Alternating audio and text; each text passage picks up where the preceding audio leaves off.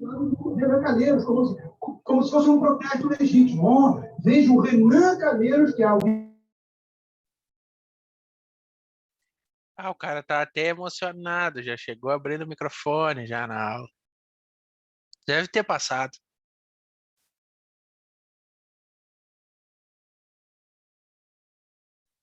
Né, Leandro?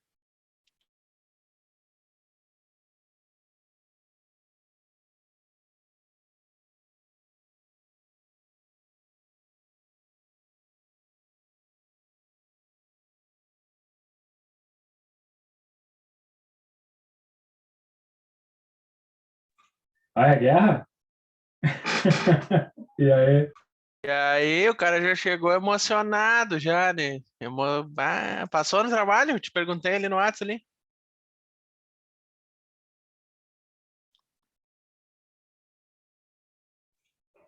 Não, faltou uma beira. Mas fui bem, fui bem.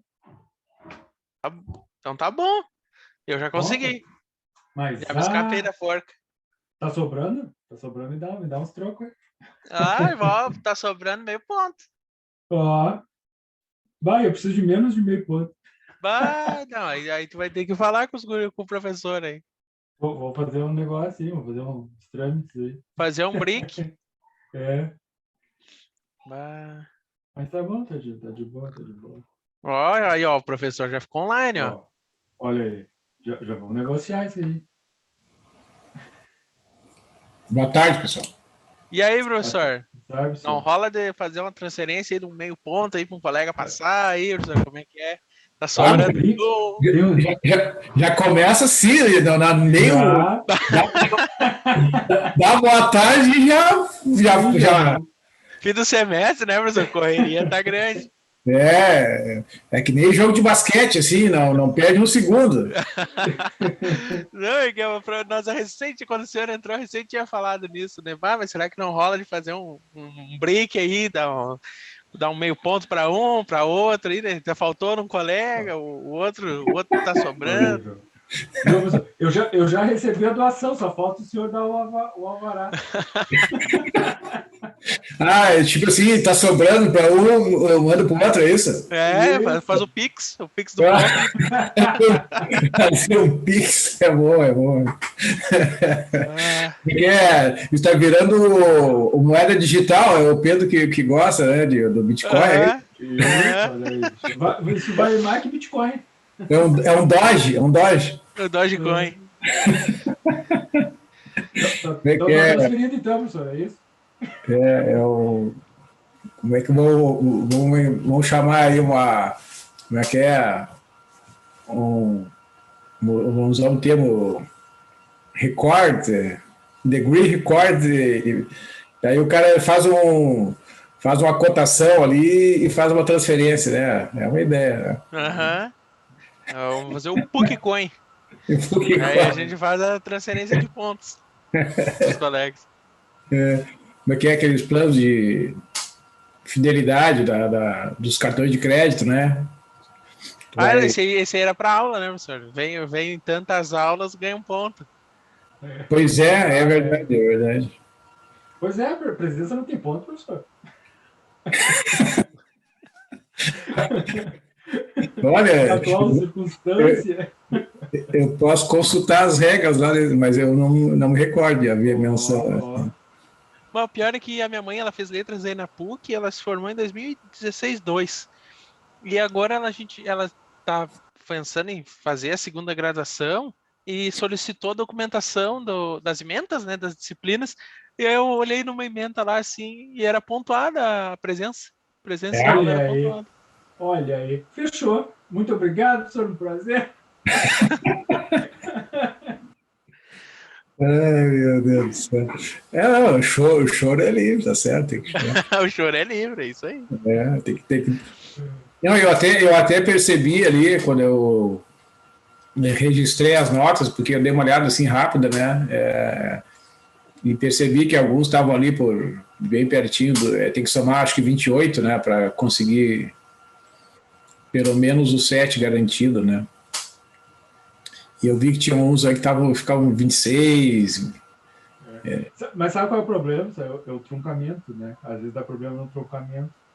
Truncamento, é verdade. Não é, porque quando é calculada, quando a gente É quebrada, o truncamento ele come aquilo ali. A PUC instituiu a regra de cálculo com o truncamento, né? Então a gente calcula e o sistema pega só a primeira casa decimal, né?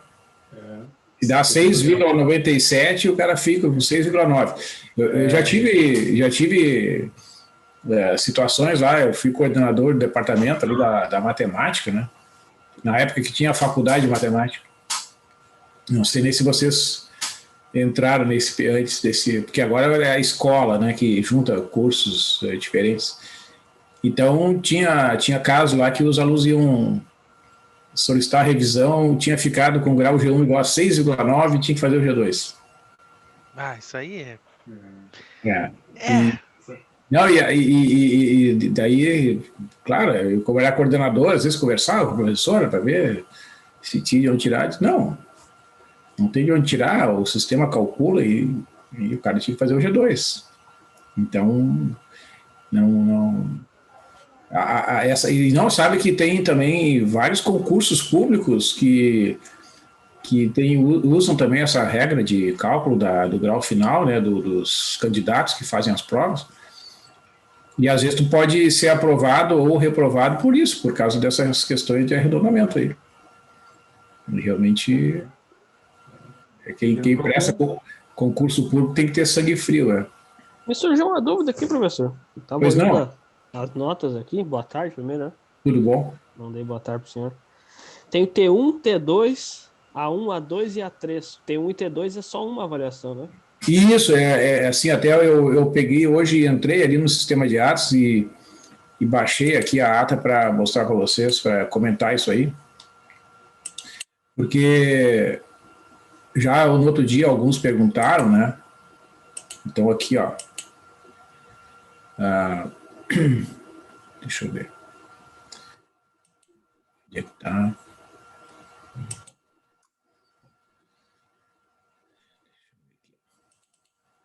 É que no início do semestre, né, eu dividi a nota da avaliação 1 em 2 trabalhos. É que tu chegou um pouquinho depois, André.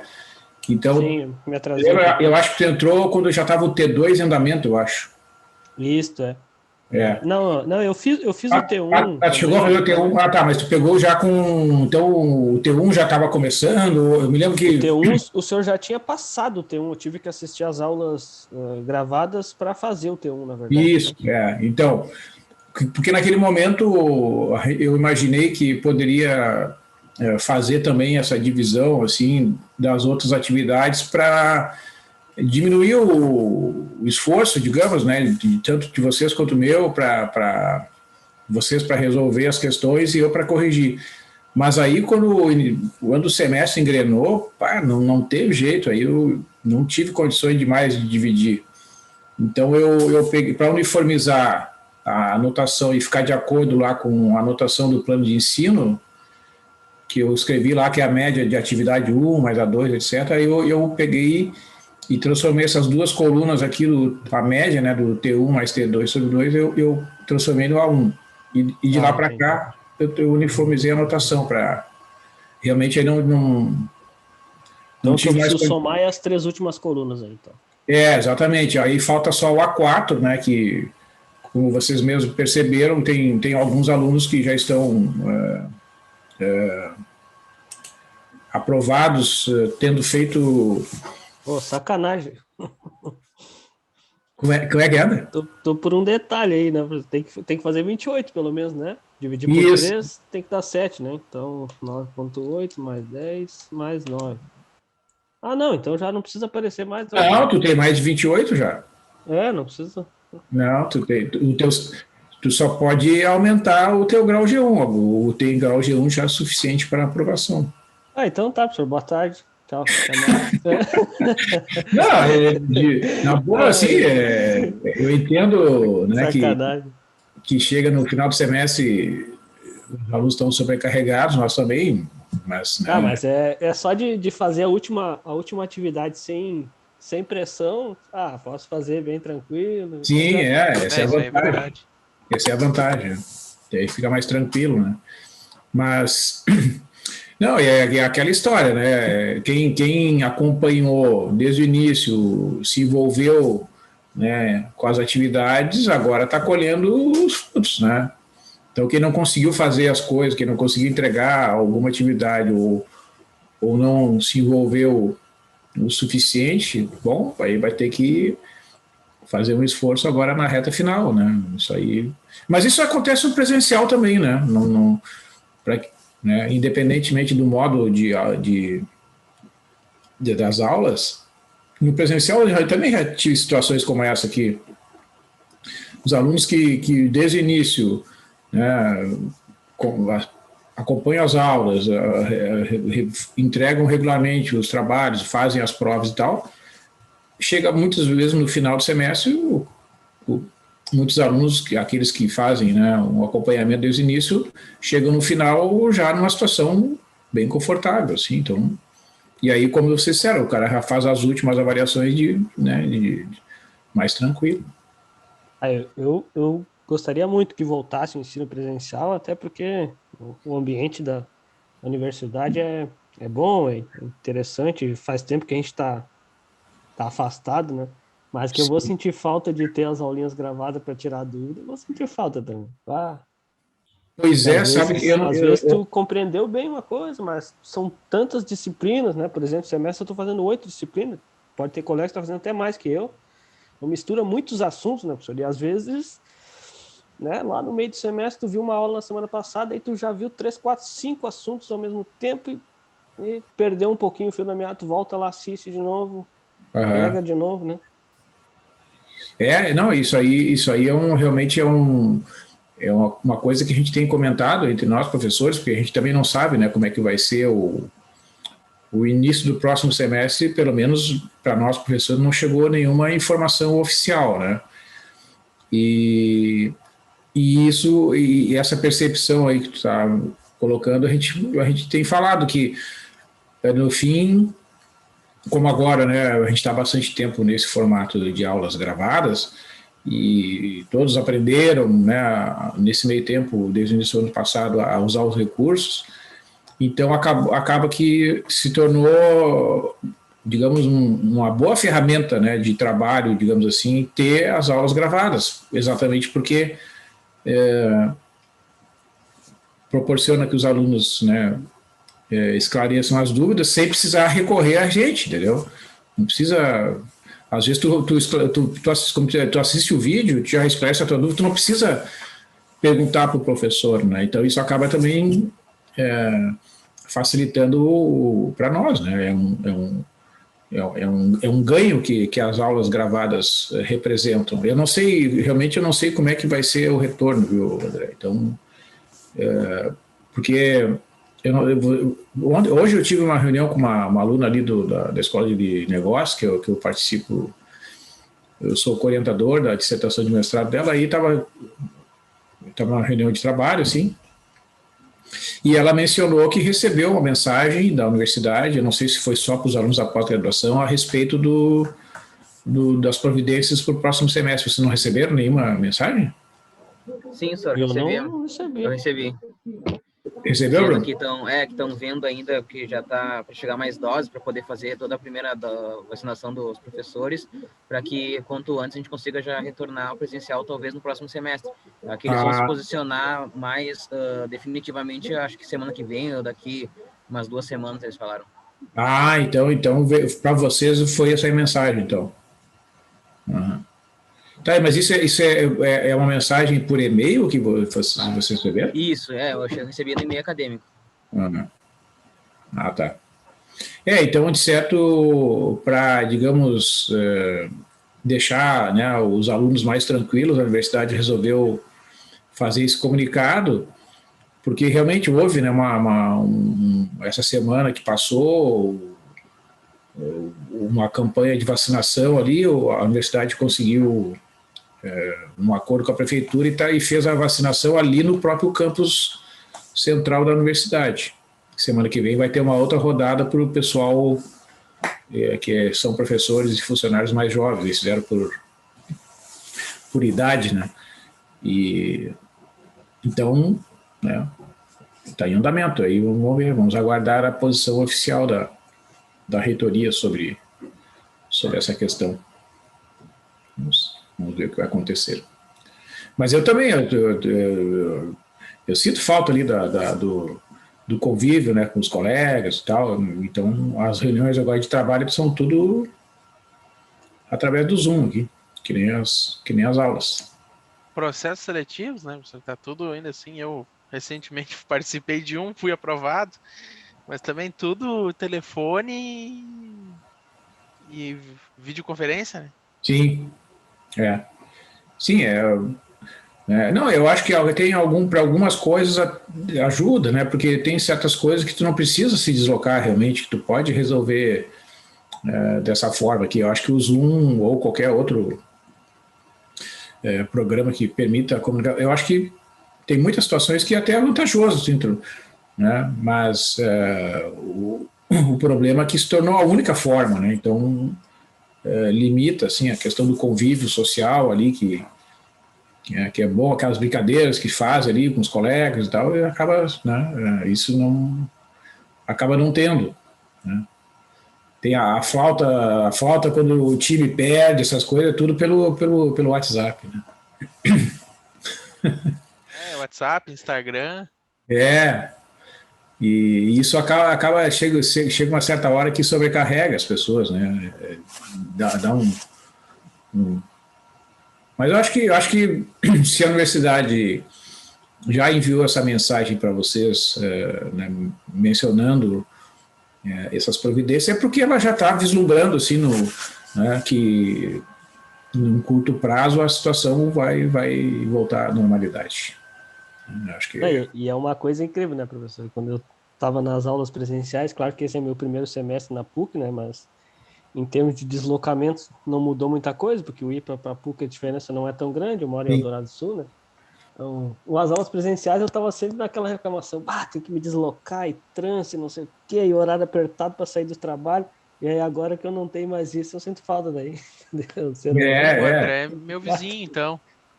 Sim, eu moro em Eldorado aqui. Eu moro em Guaíba. Não sabia. Então dá para fazer um comboio vindo de lá, fazer uma divisão de caronas aí. Eu não sei se o André já foi de transporte, se ele foi de transporte para lá, fretado, ele deve ter sido passageiro da mesma empresa que eu utilizava. Não, quando eu comecei a graduação lá, eu comprei uma motinha, e aí na época já era esse o pensamento, já. Então eu quase sempre fui de moto daí para a faculdade, daí o cara gasta menos, né? Tem mais agilidade. Mas nesses invernos também, aí o cara sofre um pouco também, né? Andar de moto nessa friaca aí tem que estar bem agasalhado, né? Não é fácil. Pois é. Mas daí, como eu pensei exatamente nessa situação, o deslocamento daqui para o IPA lá era bem complicado. E aí, quando eu iniciei a graduação, eu comprei uma moto para poder me deslocar. A moto tem a vantagem, né, da agilidade. Mas agora Mas pessoal... professor, mas acho que vai ser difícil voltar até estar todo mundo vacinado, né? Porque o pessoal mesmo jovem só vai ser vacinado em setembro, outubro. Exatamente, Jonas. Essa é uma das dificuldades que eu vejo para o retorno agora em agosto. Então, eu imagino assim, que primeiro, né, a universidade quer finalizar esse processo de vacinação dos professores e funcionários, tá? Quer garantir que todos sejam vacinados, né? E depois, aí eu acho que ela vai avaliar se vai ter condições já de iniciar no segundo semestre o retorno presencial ou não, porque boa parte dos alunos, né, da PUC é de uma faixa etária assim, né, do 20, 21, 22, então essa faixa etária vai demorar a ser vacinada. Então, acho que isso a universidade vai avaliar e, a meu ver, pelo menos para o início de agosto, sim, mas essa é uma posição minha, né? Eu acho que as condições para o retorno presencial já no início de agosto ainda não existem. É que é E muito não- fluxo de gente, né, Ainda professor? mais que é Ah, inverno, nossa. né? Uma vez É eu vi que a PUC transitava, assim, dezenas de milhares de pessoas por dia, né? Sim, É uma sim, concentração muito grande. exatamente. Ali já teve alguns dados, agora alterou um pouco, né? Mas assim, em épocas de normalidade, é em torno de 30 mil pessoas que circulam no campus diariamente, somando os alunos, professores, funcionários e o pessoal do Tecnopuc, né?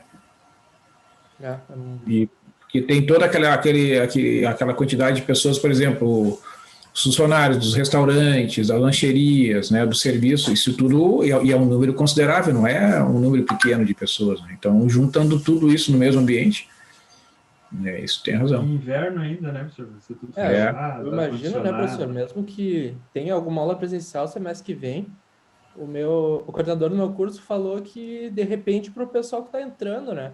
Porque tem gente que nunca foi para a PUC também, né? Tem alunos que entraram exatamente em 2020, em 2020/2, inclusive, tem alunos que entraram, então desde que entraram, não tiveram contato assim com o ambiente da universidade. De Então, repente, essas turmas, né, pelo menos, porque, que nem a gente falou, algumas cadeiras, bom, até o meu ver, funcionam até melhor, assim, a EAD, assim. EAD não, que chama, né? Nesse é, formato que tá fazendo, né? a PUC usa um termo que chama mediação online, que é o termo que a universidade usou. É, mas Porque, eu acho que tem funcionado bem até, né? Eu sempre fui um pouco cético até, mas para algumas cadeiras eu tô achando muito bom, assim. Até como eu comentei na própria cadeira da senhora, é muito bom, às vezes, que às vezes até essas aulas, assim, às vezes sexta-feira o cara está mais cansado, tu poder rever a aula é muito bom, né? sim, Acaba exatamente. funcionando melhor até. É, não, eu concordo, eu acho que realmente, para ele, nesse sentido, né, o recurso de ter lá o vídeo disponível, né, é muito bom, até porque às vezes tu, mesmo assistindo a aula, às vezes tu tem algum detalhe que tu, né, na hora tu não estava com a devida atenção ali, passou despercebido, aí daqui a pouco, não entendi direito isso aqui, tu vai lá, rever o vídeo, né, então isso é interessante.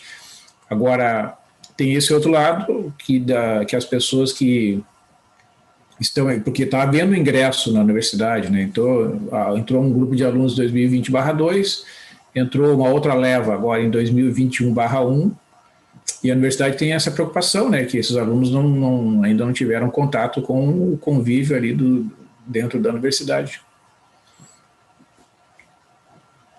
Isso aí realmente faz sentido. Não é, olha, eu digo a vocês, assim, Complexo, né? hoje quem está a cargo ali, né, da administração, da gestão da universidade, né, enfrentar esse desafio aí, acho que não tem sido fácil, não. O reitor, os pró-reitores e as pessoas que têm que tomar as decisões, né, tem que ter realmente uma visão bem boa da situação para tomar a decisão certa, né? Então, Não queria estar eu tomando essa decisão aí, né? Muito risco, né? Ah, tá louco. e assim, eu acho que o importante de tudo isso é que a gente continue, né, fazendo o trabalho que é de ensino, de pesquisa, que a gente também desenvolve, e atividades de extensão e várias outras atividades, e preserve, né, a saúde das pessoas, porque imagina assim, né, claro que seria bom retornar, mas se há um retorno, digamos, impensado, né, não muito bem planejado, aí tu começa a ter casos de pessoas, de estudantes que levam a Covid para dentro de casa, isso vai gerar muita insatisfação, né? Então, nesse sentido, é uma preocupação que a instituição tem, né? E faz sentido ter essa preocupação. Porque, assim, eu não sei como é que é o caso, cada um, né? Cada família tem uma estrutura e tal, porque a gente vê, assim, pelos números, que muitos, as pessoas idosas, principalmente que tomaram a primeira dose, né? Já deveriam ter tomado a segunda dose da vacina e não retornaram. Então, isso também é uma preocupação, porque o fato de ter tomado a primeira dose não é completamente seguro, né? Não deixa a pessoa totalmente protegida. Então, se vocês têm familiares que têm resistência, assim, a tomar a segunda dose da vacina, converse com eles. Não, é importante, vai lá no posto de saúde, enfim, né? Porque tem pessoas que criam, assim, uma ideia de que, já tomei a primeira dose da vacina, está resolvido, né? Mas não é assim, tá, pessoal? Então, a gente tem é uma série de coisas, né, para pensar, então. Mas vamos seguir em frente. Bom, pessoal, vocês devem, né, vocês estavam comentando no início, a gente está chegando no final. Eu queria hoje fazer com vocês aqui eu publiquei hoje as notas, né, eu queria fazer um comentário sobre a avaliação 3, né, que digamos assim, teve duas questões, a primeira um pouco mais simples, a segunda, né, um pouco mais complexa do ponto de vista de cálculo, né, que a função que aparecia lá na integral era uma função realmente mais difícil, e os números envolvidos, né, como vocês mencionaram nas mensagens, né, os números envolvidos eram números em escala que não é uma escala usual. Então, nesses casos, se alguém tentou fazer numa calculadora, por exemplo, científica, muito simples, não consegue nem efetuar os cálculos, né? Muitas calculadoras nem conseguem atingir os resultados. E a própria eu não conseguia nem confiar nos meus resultados, porque eu fiz no Excel, eu disse, mas não é possível, eu escrevi tudo correto, escrevi 1 milhão de vezes a fórmula, isso não é possível. Eu cheguei a compartimentar ela, e fiz uma planilha do lado para fazer os cálculos compartimentadinhos para fazer e dar o mesmo valor. Isso não é possível. Eu não estava confiando nos cálculos, na verdade. Não, aquele exemplo ali é um exemplo que a gente fica em dúvida, né? Daí que eu tinha pensado nisso, eu acabei, acho que não mencionando para vocês porque lembra que teve um exemplo lá no início da integração numérica, a gente fez isso, meio que por etapas, assim, né? Então, nesse caso, era até conveniente fazer por etapas, assim, né? Calcular a primeira exponencial, depois fazer aquela multiplicação do x na quinta ali, né? E depois multiplicar e dividir por aquela constante, enfim, né? Tinha alguns procedimentos ali que poderiam ser... mas acho que foi um bom exercício, porque, na verdade, assim, pessoal, eu procurei essa questão, né, e apresentei para vocês como uma questão de avaliação, porque eu achei, né, uma aplicação da integração numérica, certo? E assim, ela aquela integral não tem integral imediata, não se consegue resolver a integração por aqueles métodos analíticos que a gente conhece lá do cálculo, né? E aquela fórmula ali realmente é a fórmula que dá a eficiência luminosa da lâmpada incandescente, né? Até foi motivo de um trabalho que eu apresentei no congresso uma vez. Tinha um aluno que era um bolsista que me ajudou nos cálculos, então aquela fórmula ali realmente, e aquela temperatura que tem ali, né? É a temperatura que é um dado que aparece em lâmpadas. Se vocês olharem assim em certas lâmpadas que são vendidas aí no comércio, aparece lá, né, a temperatura daquela lâmpada. Isso, então, aquela fórmula ali é uma fórmula que vem lá dos estudos do Stefan Boltzmann, né? É uma comparação com os buracos negros e outras superfícies radioativas, e chega nessa forma. E o interessante desse resultado, tá, é que vocês perceberam ali a eficiência luminosa da lâmpada incandescente, ela é muito baixa, né? Porque no caso ali acho que dava em torno de 13, né, a eficiência. 13,2 aproximadamente. Isso, ou seja, a interpretação é que, né, a energia que a lâmpada consome, né, ela transforma em torno de 13% em energia luminosa, né? O restante ela dissipa através de ruído e em forma de calor, né? Quem tem lâmpada incandescente em casa sabe que ela emite muito calor, né? Se tu bota a mão na lâmpada incandescente assim, após um tempo que ela está funcionando, a superfície do vidro ali fica muito quente, porque ela gera muito calor. né? Então, esse é nesse sentido que eu achei interessante ali o exercício. Mas deixa eu mostrar para vocês aqui, pessoal, vou mostrar rapidamente, que eu quero comentar assim, ó, na primeira questão, né, vocês... deixa eu ver aqui. Tá aqui, ó.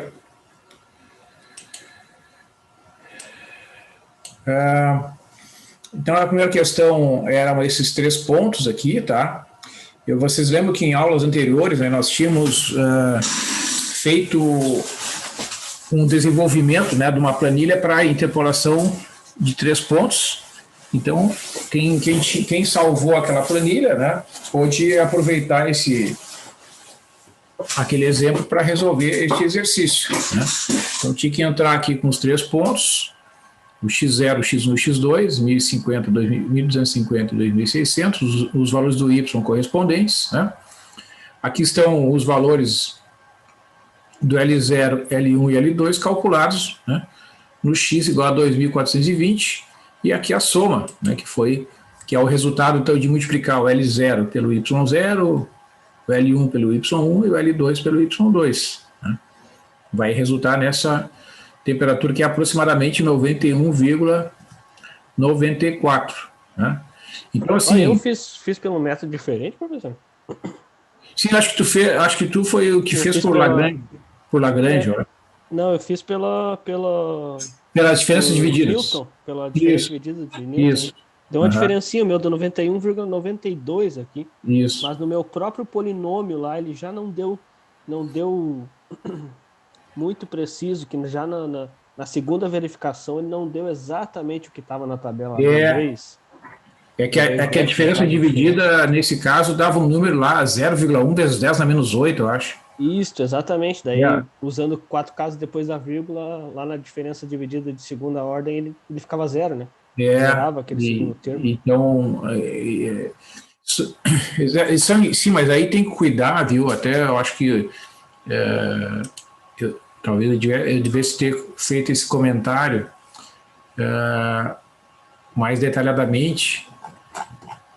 Aqui, pessoal, eu falei em usar 4 dígitos significativos, tá? Então tem uma diferença entre 4 dígitos significativos e 4 casas decimais. Por exemplo, vou pegar um arquivo aqui do Word, vou pegar aqui depois eu deleto aqui a observação. Por exemplo, vamos pegar este número aqui, ó. Tá? Este número, ele tem 4 dígitos significativos, porque esses algarismos aqui, ó, eles são, né, esses 3 primeiros algarismos aqui que são iguais a 0, como eles estão após a vírgula, né, eles não precisariam aparecer, porque tu pode escrever isso aqui como 0,2345 vezes o 10 na menos 3. Então, digamos assim, tu poderia, né, usando a notação com potências de 10, deixa eu botar a potência ali. Tu poderia eliminar aqueles algarismos. Então,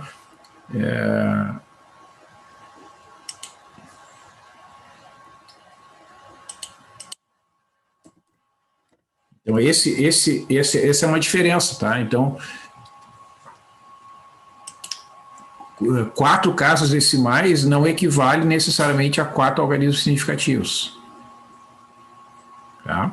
Então, qual é a regra? Quando tu tem 0, alguma coisa, enquanto não aparecer nenhum algarismo diferente de 0, os primeiros zeros que tem após a vírgula não são significativos. Agora, se tu tiver, por exemplo, vamos imaginar aqui, 5,0024, tá? Se tu olhar esse número aqui, ele é a mesma coisa que 5,002, com 4 algarismos significativos. Tá? Por quê? Porque daí, como o primeiro algarismo já é diferente de 0, ele é significativo. Então, 1, 2, 3, 4. Porque daí esses zeros aqui, ó, tu não tem como eliminar, né? Não dá para fazer. Isso aqui é um jogo de colocar vírgula mais para a direita e para a esquerda, né? Usando essa operação aqui, tá? Mas de qualquer maneira, voltando ali ao exercício, a contribuição da diferença dividida de ordem 2 ela é muito pequena. Então vai dar uma diferença aqui que é pouco percebida, mas eu quero comentar com vocês o seguinte, pessoal. Essa aqui é uma temperatura aproximada, né? Então, talvez o que eu recomendo para vocês devem usar, né? É que aqui na planilha a gente tem menos recursos, né? Mas como vocês escreveram, muitos de vocês apresentaram os cálculos, depois fizeram uma frase assim, né? Quando vocês usarem cálculos usando, pode ser Lagrange, pode ser diferenças divididas, o melhor é usar assim, ó, a temperatura da água é aproximadamente 91,92 ou 91,94 graus Celsius, né? Porque quando a gente faz o cálculo usando a técnica da interpolação, né, o correto é dizer que aquele valor é um valor aproximado, e não simplesmente dizer, porque daí poderia dar a impressão de que aquele valor ali é um valor exato, né? Então é uma questão só de ter um certo cuidado, tá?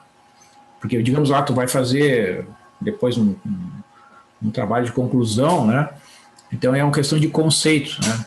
A interpolação, ela produz resultados aproximados e não o valor exato. O valor exato a gente usa, por exemplo, tem a função, a f de x é x ao quadrado, né? Aí tu calcula f de 3 ao quadrado é 9, pronto. Tá? Então, é nesse sentido que eu queria comentar. Eu fui ver se eu tinha feito isso, professor, mas eu fiz. Eu coloquei aproximadamente no final, depois da temperatura. Sim, Não, só queria dizer que eu fiz um teste, professor, para 2 pontos, né? E eu vi que a minha tabela estava errada. Aí ele deu correção a resposta ali, usando os 2 pontos, né? Deu 91,94.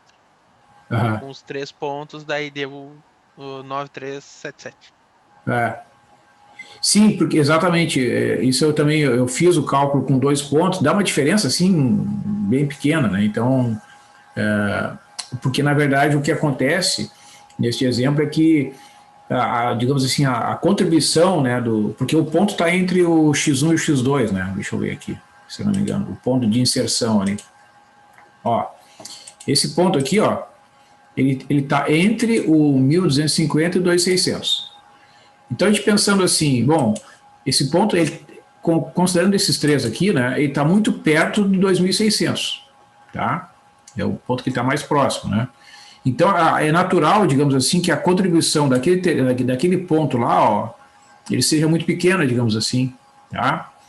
Por quê? Porque nesse problema, que é um problema de temperatura de ebulição da água, né, vocês podem observar ali pelos dados que não é uma variação muito brusca, né, com a altitude, assim, a temperatura de ebulição vai diminuindo, mas não é uma coisa muito acentuada. Inclusive, eu vi que alguns fizeram o gráfico, eles ficam quase alinhados, assim, né? É quase uma reta, mas não é quase uma reta.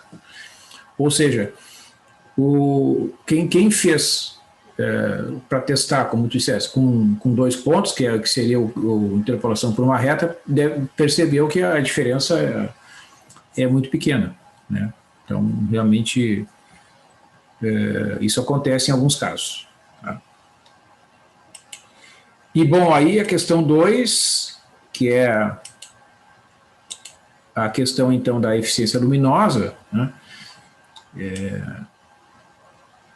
Então, eu organizei aqui dessa forma os dados, né? Coloquei lá o valor do A, o valor do B, escrevi a lei da função aqui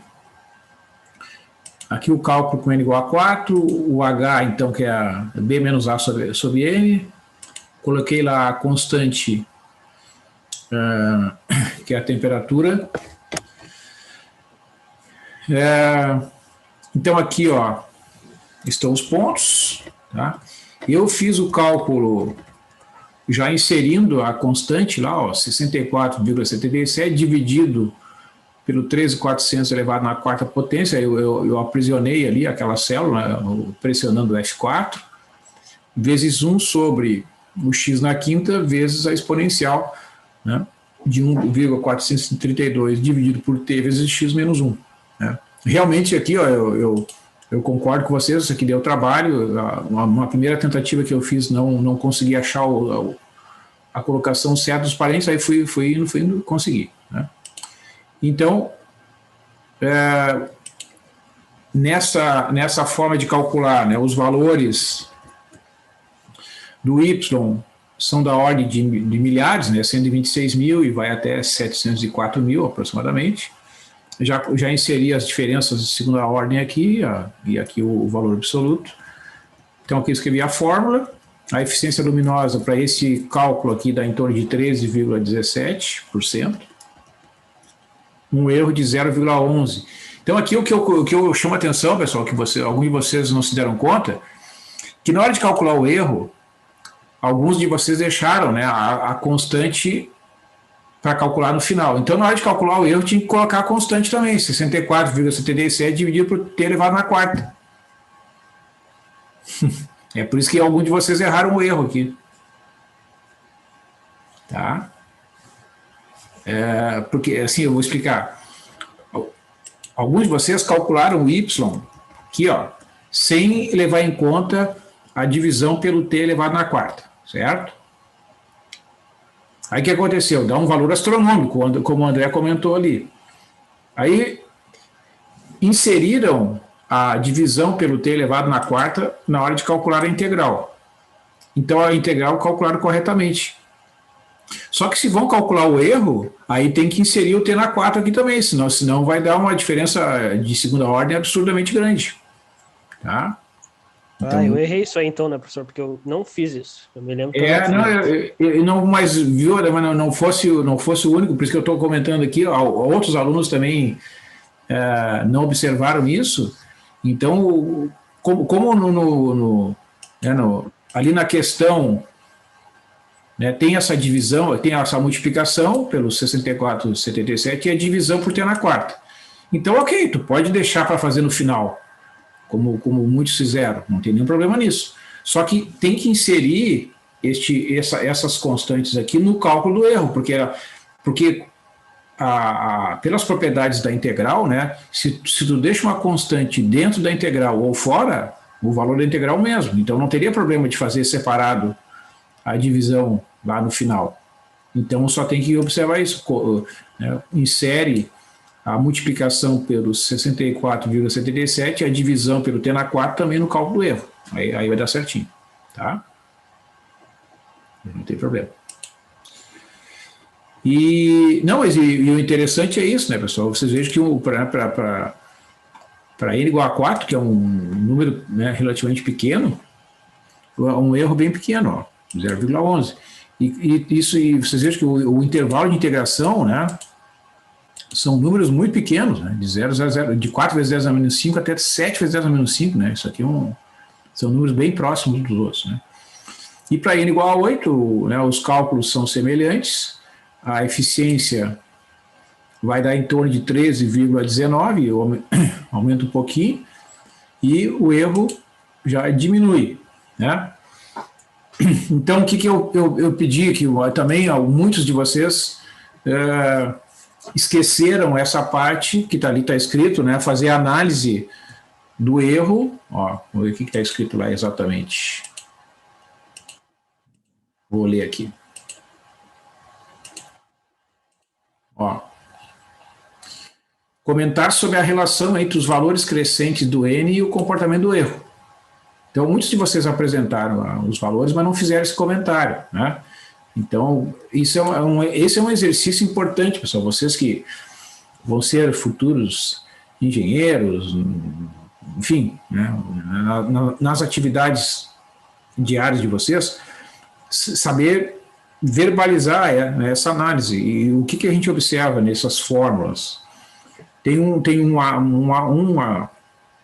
parâmetro que é o N. O N é um número de trapézios que vai ser inserido ali. À medida que vai aumentando o valor do N, né, o que a gente espera e que realmente é observado ali, o erro deve diminuir. Tá? Então, digamos assim, é o custo e o benefício. O custo aumenta porque tu tem mais pontos para calcular. Né? À medida que tu aumenta o valor do N, aumenta o custo computacional. E qual é o ganho que isso dá de retorno? É a diminuição do erro. Né? Então, tu pode, digamos assim, o resultado se torna mais confiável à medida que tu aumenta o valor do N, porque o erro vai reduzindo. Né? Então é nesse sentido que é importante ter essa visão, assim, né? Por que a gente escolhe N igual a 4, N igual a 8? Por uma questão de ter, digamos assim, uma certa razoabilidade, né? Não vamos trabalhar com N igual a 500, né? Não teria sentido a gente fazer isso num trabalho de graduação em poucos dias, né? Mas se for um problema, né, digamos, que exige uma maior precisão, né, que envolva uma quantidade maior de recursos, bom, aí eu posso aumentar o N. Posso botar N igual a 20, 30, 40, 500, 1000, né? Mas só que eu vou ter que ter recursos para poder fazer cálculos com quantidade de pontos tão grande, né? Então é nesse sentido que vocês devem observar que os valores obtidos, né, vão ter um erro que vai diminuir à medida que o N aumenta, né? E eu sei, assim, que eu já fui aluno, né, de matemática, a gente tem que aprender, né, isso é uma coisa que a gente aprende com o tempo, a colocar no papel, né, a verbalizar estas análises, né, porque a gente está tão acostumado só a fazer a conta, né, ó, fiz a conta, tá, achei o número, achei a resposta, tá, mas não é só isso. Ah, pessoal, então tem que procurar trabalhar essa parte, né, de expressar um comentário, uma frase com 2, 3 linhas, isso já é suficiente, tá bom? Mas eu acho que com as dificuldades que tivemos ali, né, acabei corrigindo o enunciado, acho que o resultado foi bom, né, e foi, acho que também um bom aprendizado aí para quem manuseou a planilha, que viu que nesses casos, né, a gente tem que saber lidar ali, talvez dividir a função. Então isso é uma coisa que também fica como aprendizado desse exercício. Certo, pessoal? Então eu vou retornar daqui ao nosso assunto, que é o ajuste, tá? Que eu me lembro que no final da aula de segunda-feira vocês fizeram alguns comentários, então eu vou retornar aqui à questão da interpretação, né, do que significa a função de ajuste, e eu vou fazer um exemplo, então, de cálculo de função de ajuste quadrático, que eu acho que esse modelo eu não fiz nenhum exemplo ainda.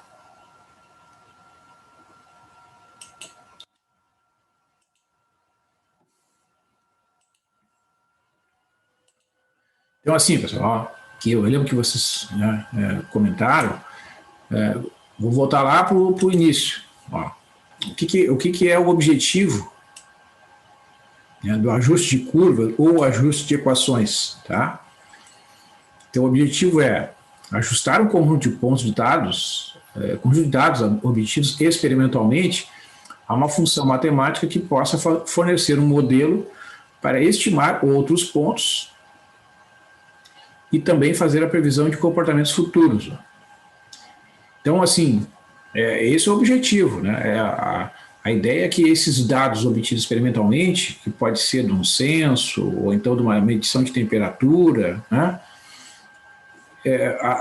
Pensa assim, ó, no caso do censo, né? O censo é realizado em determinados anos, nos outros a gente não tem censo todo ano, é muito caro, e etc. Então, quando é preciso obter algum indicador, pode ser mesmo até o número da população num determinado ano, ou fazer a previsão, né, para o futuro, uma das possibilidades, né, para fazer isso é através do ajuste, né? Tu pega aqueles pontos que já são conhecidos, gera uma função, né, que vai ter lembra lá dos exemplos, né, a função de ajuste ela não coincide necessariamente com todos os pontos da tabela, mas isso é como diz o próprio nome, né? Tem um ajuste e tem aquele coeficiente de determinação, que é o R2, que nos dá uma ideia do quão bom é o modelo, né, definido ali para aqueles pontos. Bom, então tu tem esse recurso, né? Tu faz uma previsão, faz uma previsão da população daqui a 10 anos, daqui a 15 anos, e faz uma observação, olha, eu obtive essa estimativa da população usando um modelo digamos, regressão linear com um coeficiente de determinação igual a 0,75. Bom, né? Então, a pessoa que sabe, que lê aquele resultado, sabe que o modelo não é perfeito, mas é o que tem. Tá? Às vezes a gente não consegue uma coisa melhor, então a gente tem que trabalhar com o que é possível. Tá? Então, esse é o objetivo, né, da técnica de ajuste. Em qualquer caso, tá? Linear, exponencial ou qualquer outro modelo.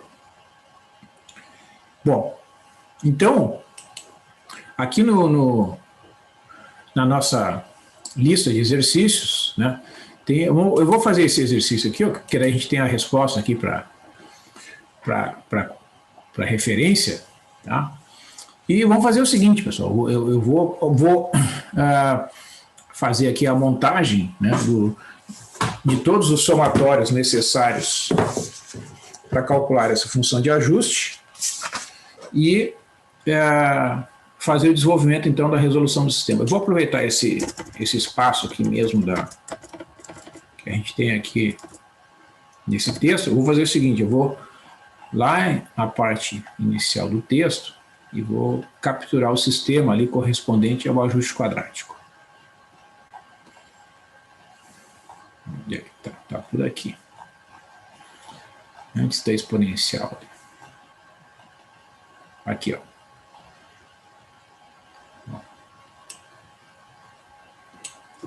Vou copiar isso aqui.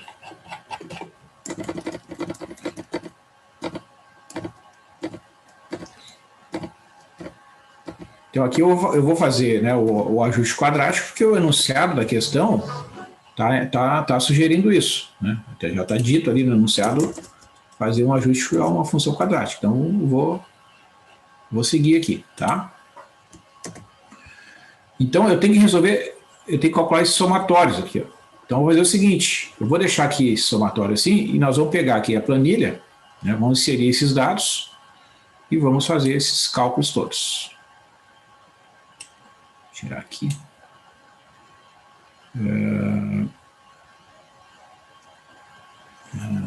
Deixa eu ver aqui, acho que eu tenho uma planilha só de ajuste aqui. Vou abrir essa aqui.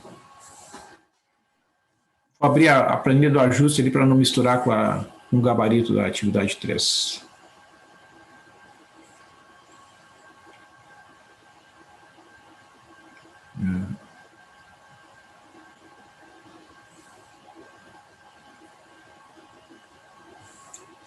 Então, vamos lá. Aqui eu vou botar um título aqui para eu saber. Vou botar aqui ajuste quadrático, exercício 3.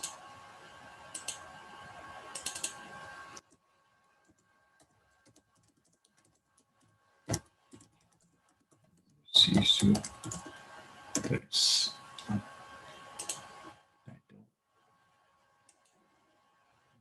Aqui e aqui. A primeira coisa aqui, pessoal, é entrar com os dados. Então, eu vou botar aqui os valores do x. Depois eu coloco os índices, etc. Então, vocês vejam que são pontos bem espalhados aqui, né? Não tem uma regra muito clara aqui, o x.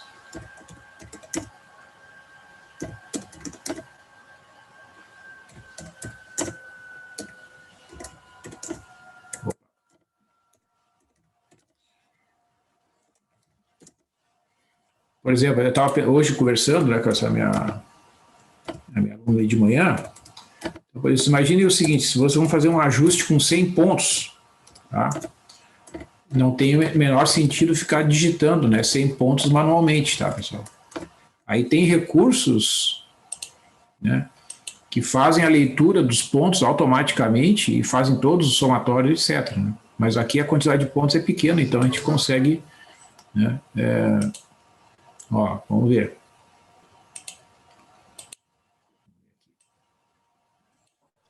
A gente precisa, então, somatório de xi. Bom, esse é só somar lá embaixo, né? Precisa do xi ao quadrado. Ó. XZ ao quadrado. Aqui, ó, preciso do XZ elevado ao cubo. E também do XZ elevado na quarta aqui, ó. Essa é a maior potência do XI que precisa. Precisa o somatório dos y, que é só somar aqui. Aqui ó, precisa x vezes y e xi ao quadrado yi. Tá? Então vamos lá. Ó, aqui vamos pegar esta célula e elevar ao quadrado.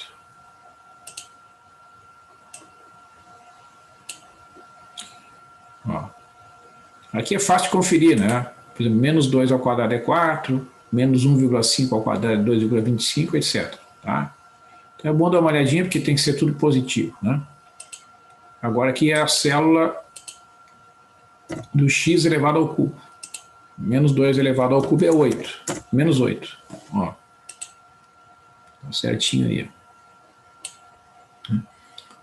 0 ao cubo é 1, 1 ao cubo é 1. Aqui tem o 2,2 ao cubo, né? Tá certo, né? Porque 2 ao cubo é 8, então 2,2 é um pouquinho maior que 8, então tá certo. E aqui os valores do x elevado na quarta. Então pego a célula do x lá e leva na quarta potência. Ó. Menos 2 elevado na quarta é 16, né? E arrasto aqui. E aqui é x vezes y, tu vai multiplicar, né? Esses dois valores aqui. E aqui tu vai pegar a célula do x elevado ao quadrado vezes o y. Tá aqui.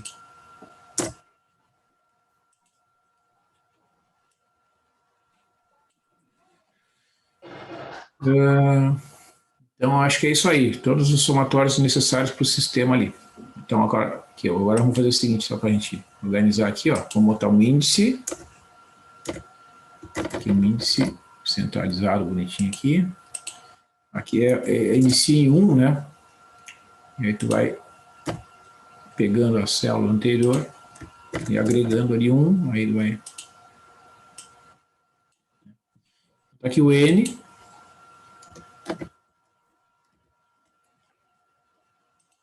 Então, olha só, o sistema, a gente chama de sistema normal,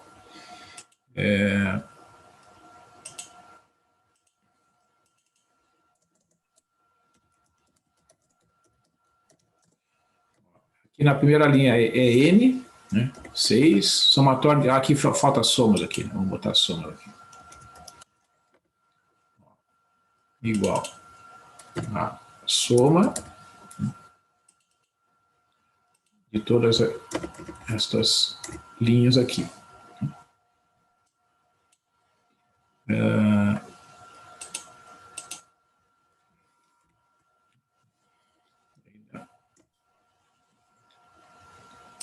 E aí é só fazer Ctrl C e Ctrl V aqui, né?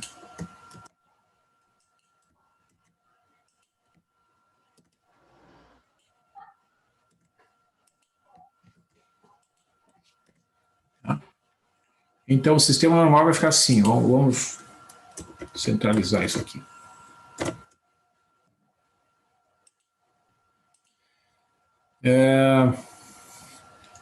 Ó. N somatório de xi, somatório de xi ao quadrado e somatório de yi, né? Ó. Então, isso aqui é igual ao somatório de xi. Aqui é igual ao somatório do xi ao quadrado. E aqui é o somatório do y. Opa.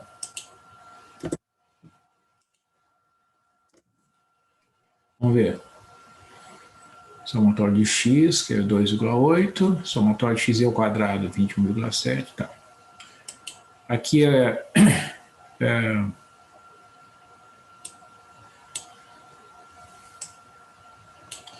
somatório do xi, né? Que é, então, igual a esta célula aqui, que é o somatório de xi ao quadrado, ou seja, esta célula aqui. E aqui somatório de xi ao cubo, Somatório de x ao cubo está ali, né? Esse aqui. E aqui é somatório de x vezes y. Ó. Somatório de x vezes y, que é a penúltima coluna ali. Igual a este valor aqui. Agora, somatório de x ao quadrado, x ao cubo, x na 4 e x ao quadrado y. Então, somatório de x ao quadrado, somatório de x ao cubo,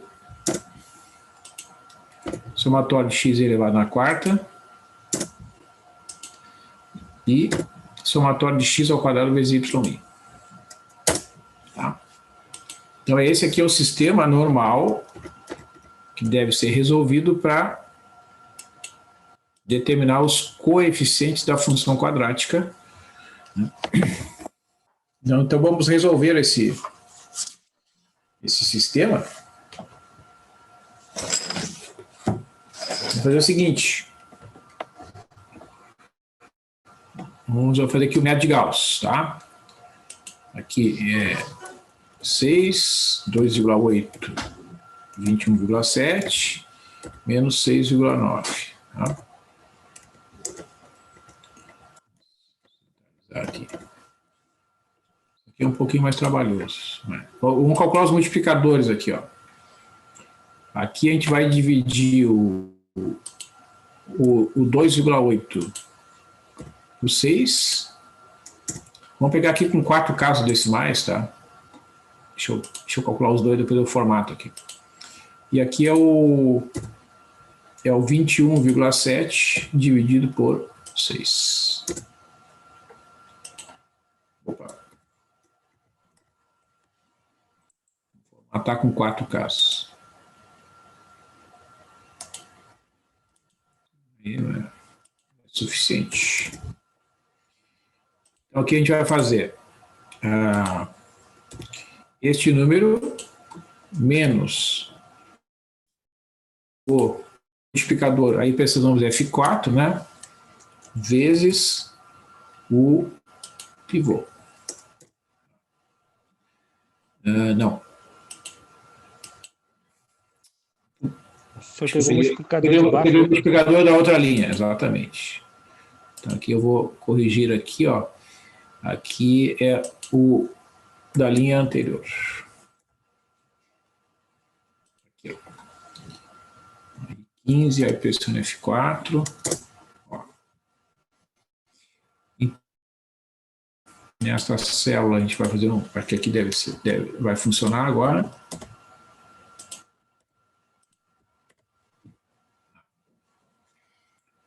Beleza. Se quiser testar aqui, ó, pega a calculadora, vamos testar pelo menos o que está do ladinho ali, ó. 21,7 menos 0,4667 vezes 2,8. Ó, 20,3933, tá? Eu vou botar tudo com 4 casos aqui, porque daí não se preocupe com isso aqui.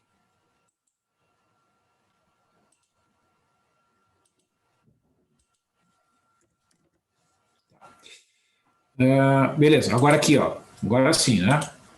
Vou pegar o 21,7 menos o multiplicador, pressiono F4 vezes o pivô. Ó. Aí, Ctrl.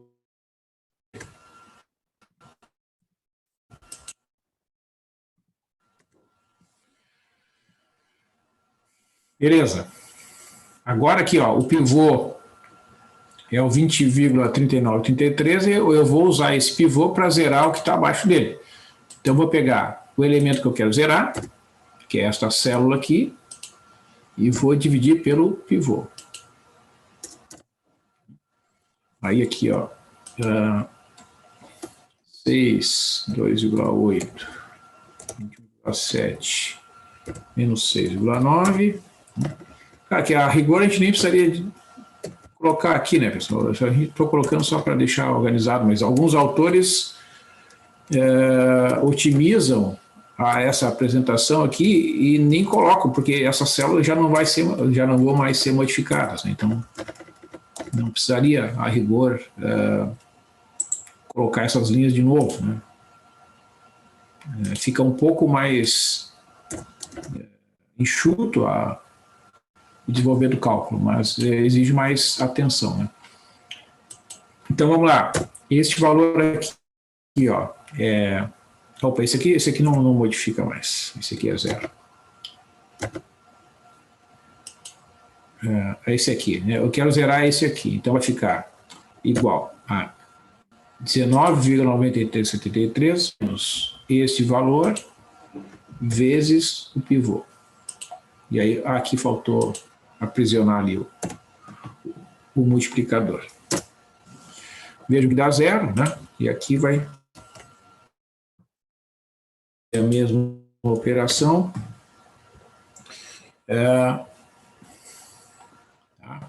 Então aqui a gente vai colocar os coeficientes, ó. A2, opa, vou botar em minúsculo. A2, A1 e A0. Então aqui eu vou fazer direto aqui, tá, pessoal? Acompanhe e se tiverem dúvidas, prenda um grito aqui, ó. O A2 sai daqui da terceira linha, né? É esta célula dividido por esta. Tá? O A1 sai aqui desta equação, ó.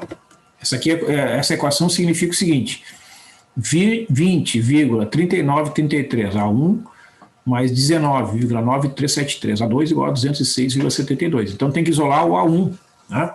Ou seja, para calcular o A1, tu tem que fazer igual, ó, este número menos este vezes o A2 dividido por esse. Tá? Depois a gente uniformiza ali as casas decimais. E o A0, tu vai isolar, pode ser aqui nesta ou na primeira equação, lá, tanto faz, né? Então, olha só, o A0. Tem que isolar ali na primeira equação. Isso aqui é o termo independente.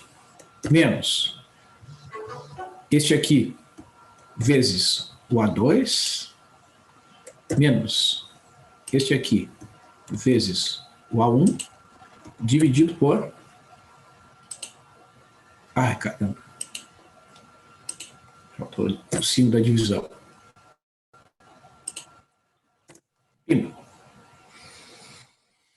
E agora eu vou botar tudo com 4 casos aqui.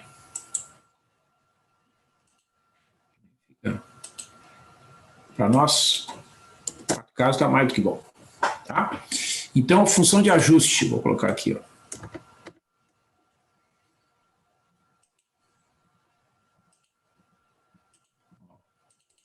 Eu vou colocar direto y do ajuste igual.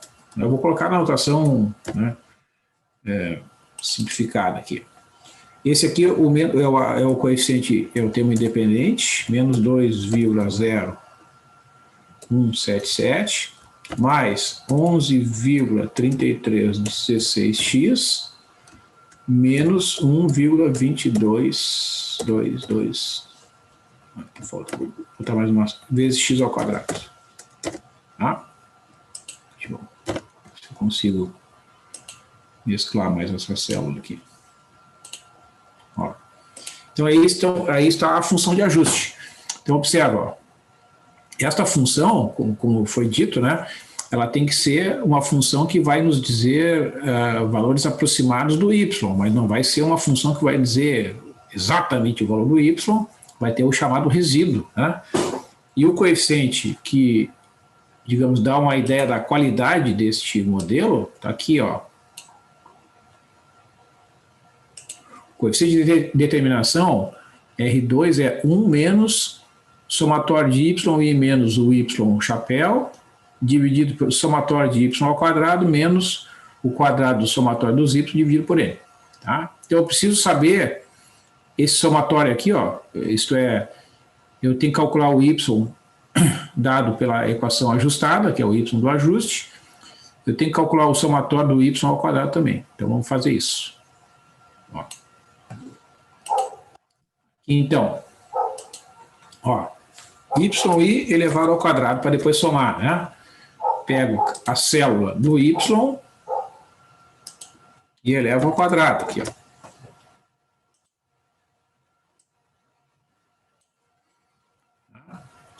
E aqui, ó, o y do ajuste.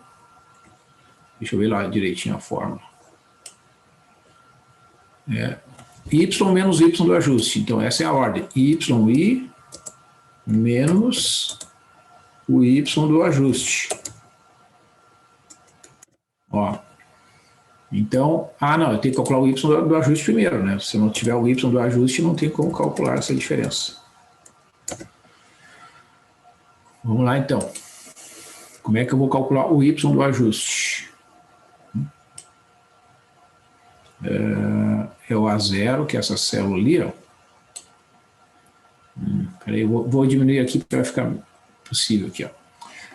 A0, então eu vou colocar o igual aqui, né? Ó, é o A0, que eu tem que ser aprisionado, né? Mais o A1 F4 vezes o valor do X, mais o A2 F4 vezes o valor do X elevado ao quadrado. Tá? Eu calculo aqui.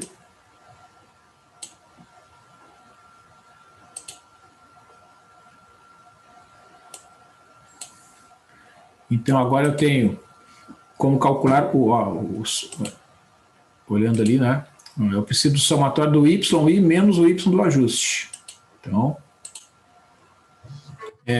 y menos o y do ajuste.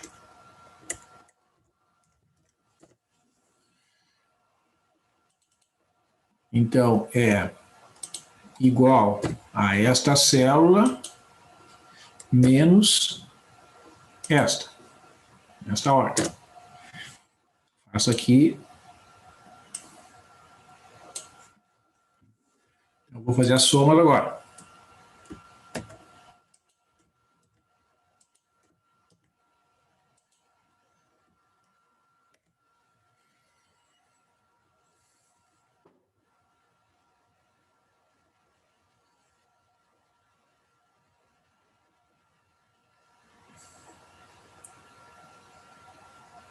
Tá.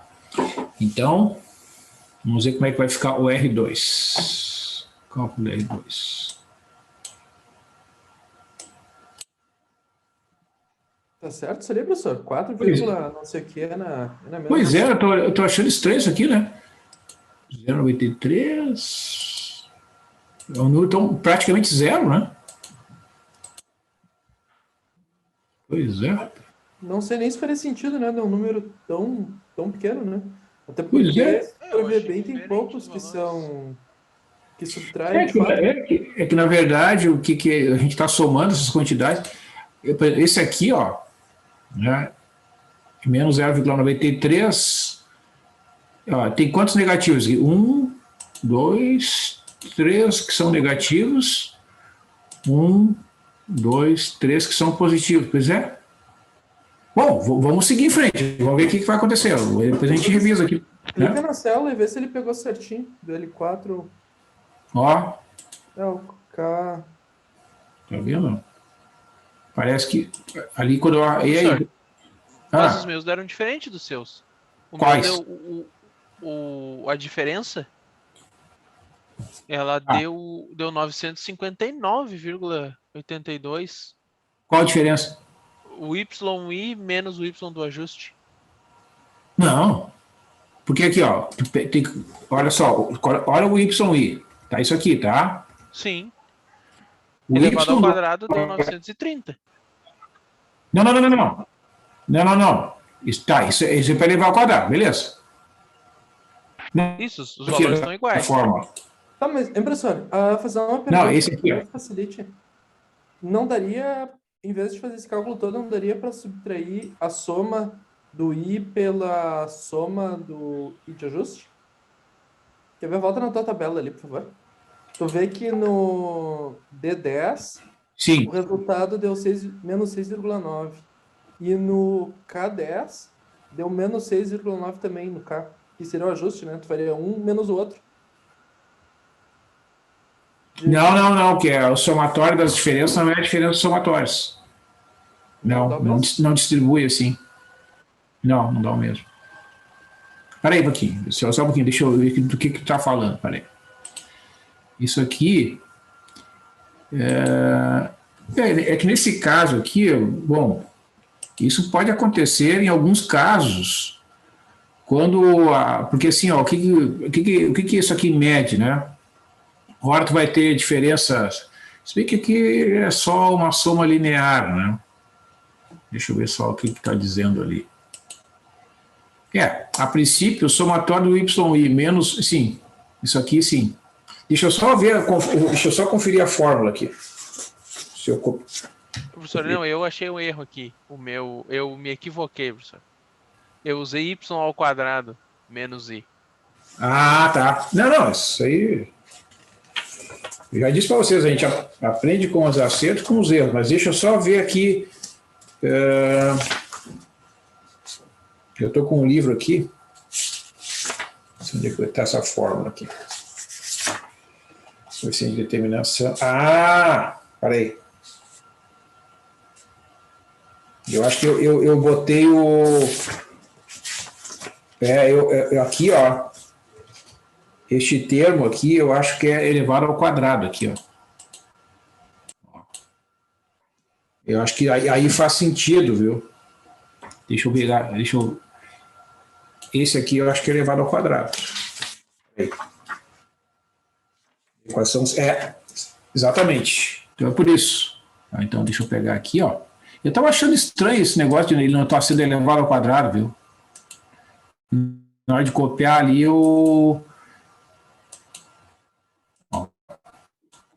aí sim.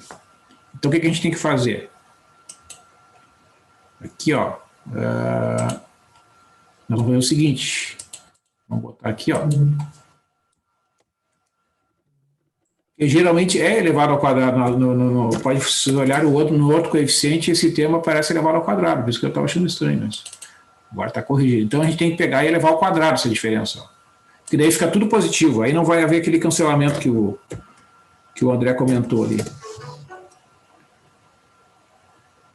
Tá.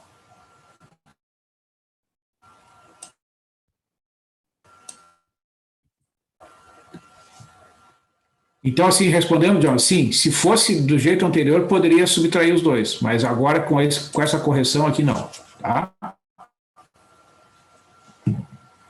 Maravilha. Tá. Então, o que eu tenho que fazer? Deixa eu passar aqui para cima isso aqui.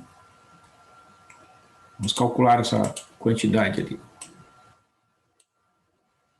Já tem o y ao quadrado, tem o somatório lá, tudo certo. O problema é como é que eu vou fazer o seguinte, eu vou ampliar aqui, ó, vou calcular aqui do lado. Vai ficar melhor a gente enxergar o R2. Ó, 1 menos este fator aqui, dividido, parênteses, este fator, menos o somatório dos y elevado ao quadrado. Então, parênteses, somatório de y elevado ao quadrado, dividido por n. Aí fechou aqui. Ó, 0,99738. Eu vou colocar ali para vocês, não sei se vocês conseguiram acompanhar.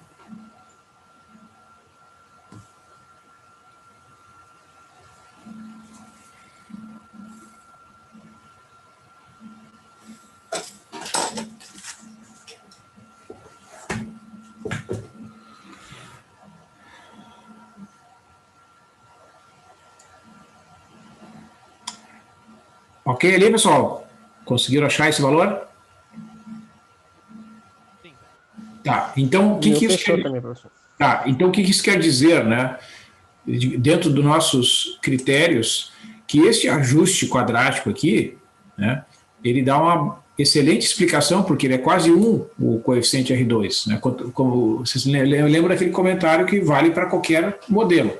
Quanto mais próximo de 1 for o R2, melhor é a explicação fornecida por aquele modelo para aquele conjunto de dados. Né? E agora, por exemplo, eu quero calcular esta função lá no ponto 4, tá? Porque aqui eu vejo que a tabela, né, os valores do x, eles vão de -2 até 3,1. Né? Como o coeficiente de determinação ele é muito bom, né, tu pode dizer, olha, eu obtenho lá o valor aproximado do y correspondente ao x igual a 4, e o modelo que eu usei, ele tem um coeficiente de determinação de 0,99. Né? Então, é nesse sentido, né, que funciona o ajuste. Então, para a gente concluir, ó, olha só, lembra aquele recurso, né? Tu pode inserir os pontos, para usar aqui o recurso do Excel, né? Faz o gráfico de dispersão, tá? E aí, ó, adicionar linha de tendência. Aqui, ó, tu vai selecionar polinomial, ordem 2, tá? Porque é o que a gente está fazendo. Aí tu pede para exibir a equação e exibir o valor do R2. Ó, tá lá.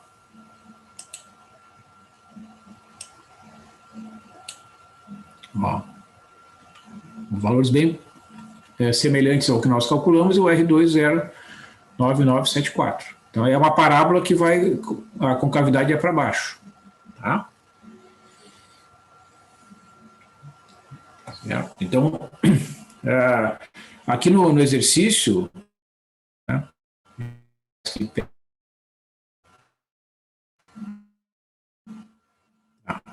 tá, então aqui é a resposta. Então, só para complementar, né, se a gente quisesse, por exemplo, se quisermos estimar, né, ou aproximar, né, o valor do y para x igual a 4, né, certo? Aí tu faz o cálculo, pode fazer aqui na própria planilha, né? Deixa eu botar aqui. Esse gráfico. Qual é a melhor forma de fazer isso aqui? Tá aqui o y do ajuste, né? Aí vamos fazer o seguinte, ó, vamos inserir aqui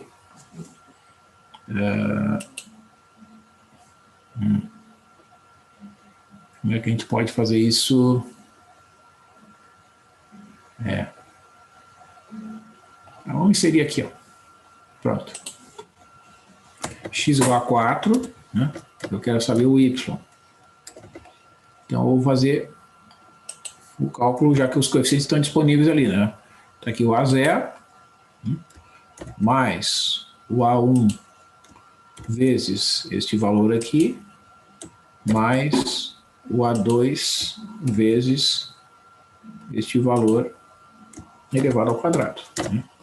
Então, pela função de ajuste, o valor do y correspondente ao x igual a 4 é aproximadamente 23,7529.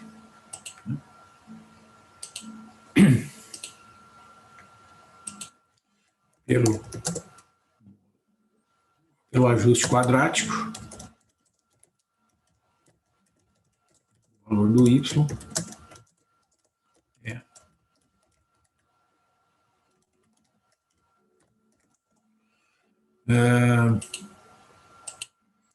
23,7529.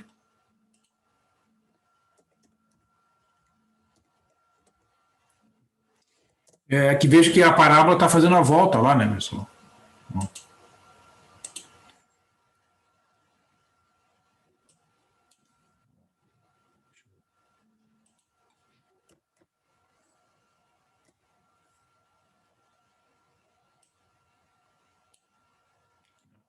Do x igual a 4, tá vendo? Ela está indo, fazendo a volta, então ela ainda está na ascendente, né? Daqui a pouco ela vai começar a diminuir. Tá? Então é um resultado, né, que pode ser considerado, digamos, adequado, né, que a gente faça, mesmo sendo um ponto fora do intervalo. Então, no ajuste, a gente aceita, né, que a gente calcule um valor aproximado do y mesmo fora do intervalo. Né? Na interpolação polinomial, só é aceito valores entre o menor e o maior. Né? No ajuste, pode pegar um valor maior ou menor, que não tem problema. Certo? Então é isso, pessoal. Vocês têm ali naquele texto, né, que depois eu só vou salvar com as alterações de hoje para postar ali no Moodle, tem alguns outros exercícios, né, para quem tiver interesse em dar uma olhada. Então eu coloquei a resposta, né, do modelo com o coeficiente de determinação. Né? Inclusive aquele exercício lá da produção de aço nos Estados Unidos, né, para quem tentou fazer, ele tem um coeficiente de determinação menor que 0,7. Né? Então eu considerei um modelo que dá um resultado insatisfatório, né, para aquele conjunto de dados ali. Tá? Mas aquele conjunto de dados é extraído de bases de dados reais, tá? Não são dados fictícios. Né? Então esse é um problema real, né, um problema baseado em dados reais, melhor dizendo, só que o modelo de ajuste linear não é muito bom. Então isso acontece, né? Talvez seja adequado fazer um outro ajuste, talvez exponencial, não sei, não tentei outros modelos. Então por hoje é isso, agradeço aí a participação de vocês. E continuamos a segunda-feira, né? Eu vou, então, iniciar essa última parte ali do conteúdo, que é a resolução de equações diferenciais ordinárias. Deixa eu só ver aqui, só um último detalhe, quando é que está prevista. Acho que a nossa atividade é já na sexta-feira, eu acho. É que eu não estou com um plano de ensino. Não, professor, é dia 28. É na outra semana. Daqui a 2 semanas, então. Tá. Então, tá tranquilo, então. Não me assusta, semana que vem eu já tô até o teto já. Mas dia 28 é na segunda, em vez de ser na sexta, né? Mas se tu quiser dar antes pra gente ter mais tempo, também ia ser da hora, professor. Pois é, porque até vou ver isso aí, mas é que não faz muita diferença, na verdade, né? Porque a gente vai ter, aí teríamos uma aula a mais, vou ver com calma. Sexta-feira é um dia que a gente está meio agitado, cada semana, aí segunda-feira eu vou estar mais descansado, a gente conversa de novo com mais calma. É mais tranquilo. Tranquilo, professor. Muito então obrigado, tá, pessoal. Bom final de semana para vocês. Né? Obrigado. Boa noite. Boa noite. Pedro, professor, bom fim de. Igualmente. Bom fim de, professor. Valeu, tchau.